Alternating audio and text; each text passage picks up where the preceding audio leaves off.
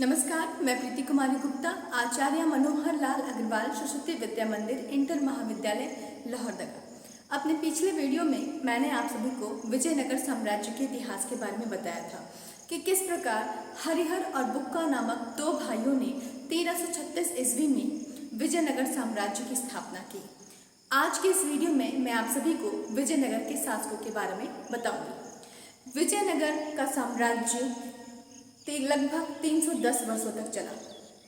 इस बीच विजयनगर साम्राज्य में लगभग 4 वंशों ने शासन किया: संगम वंश, सुलुभ वंश, तुलुभ वंश, अराबिडो वंश। तो चलिए आइए जानते हैं इन वंश के शासकों के बारे में। सबसे पहला जो वंश है हमारा संगम वंश। संगम वंश का पहला शासक था हरिहर प्रथम। हरिहर प्रथम के शासनकाल की महत्वपूर्ण घटना यह रही कि उसके शासनकाल में 1347 ईस्वी में बहमनी साम्राज्य की स्थापना हुई और बहमनी और विजयनगर साम्राज्य के बीच रायचूर दोआब के क्षेत्र को लेकर जो संघर्ष हरिहर प्रथम के शासनकाल में शुरू हुआ वो अंततः विजयनगर साम्राज्य के पतन के साथ ही समाप्त हुआ। इसके पश्चात उसका भाई बुक्का गद्दी पर बैठा। बुक्का ने अपने साम्राज्य का विस्तार मदुरा और तमिलनाडु तक कर लिया। बुक्का के पश्चात हरिहर द्वितीय गद्दी पर बैठा। हरिहर द्वितीय के शासनकाल की महत्वपूर्ण बात यह रही कि इसने गोवा के बंदरगाह पर अपना अधिकार जमा लिया। हरिहर द्वितीय के पश्चात देवराय प्रथम गद्दी पर बैठा। देवराय प्रथम के ही शासनकाल में इटली का प्रसिद्ध यात्री निकोलो कॉन्टी आया था। देवराय ने अपनी प्रजा के कल्याण के लिए सिंचाई के लिए तुंगभद्रा नदी से बांध भी निकाली थी। इसके पश्चात देवराय द्वितीय गद्दी पर बैठा। देवराय द्वितीय संगम वंश का सबसे प्रतापी शासक था। उसने अपनी सेना का पुनर्गठन किया और साथ ही विजयनगर साम्राज्य को स्थिरता प्रदान की। लेकिन देवराय के पश्चात उत्तराधिकार का निश्चित नियम न होने के कारण उसके उत्तराधिकारियों में गृह युद्ध की स्थिति उत्पन्न हो गई, जिसके फलस्वरूप नायकों के सहयोग से सल्लुभ नरसिंह ने 1485 ईस्वी में संगम वंश के स्थान पर विजयनगर साम्राज्य में सालुभ वंश की स्थापना की। लेकिन महज 5 वर्ष बाद ही उसकी मृत्यु हो गई। उसकी मृत्यु के साथ उसका अल्प आयु का पुत्र इमाडी नरसिंह गद्दी पर बैठा। लेकिन चूंकि यह अल्प आयु था इसीलिए उसके संरक्षक नरसा नायक थे। नरसा नायक के नेतृत्व में इमाडी नरसिंह ने 15 वर्षों तक शासन किया। लेकिन नरसा नायक का पुत्र बहुत महत्वाकांक्षी था।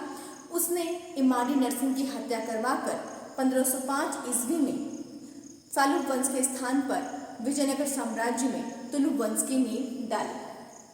तुलुभ वंश का पहला शासक इस तरह से वीर नरसिंह हुआ।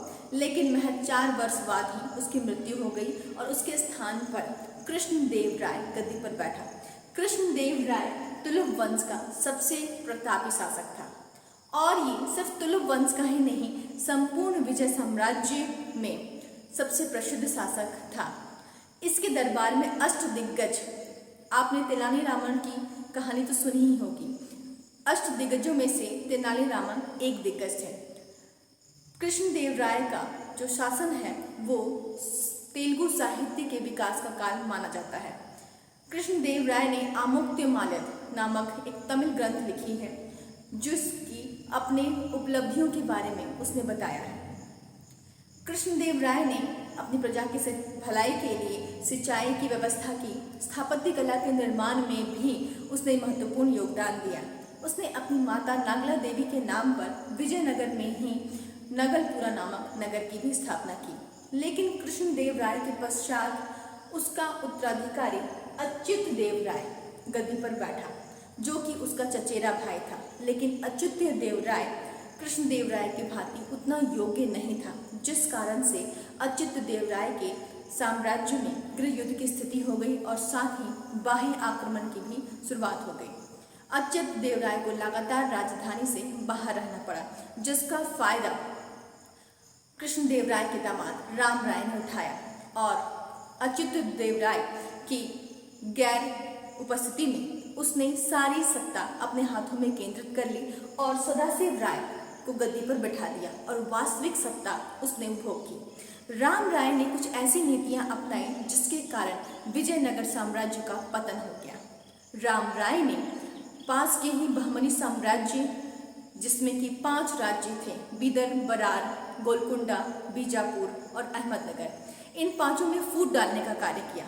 इन 5 के बीच आपस में लड़ाई छिड़ गई। लेकिन जैसे ही इन 5 राज्यों को राम राय के बारे में पता चला कि इनके द्वारा इस तरह का किया गया है, तब उन्होंने एकजुट होकर विजयनगर से बदला लेने की ठानी और 23 जनवरी 1565 में विजयनगर साम्राज्य और बहमनी साम्राज्य के बीच युद्ध हुआ।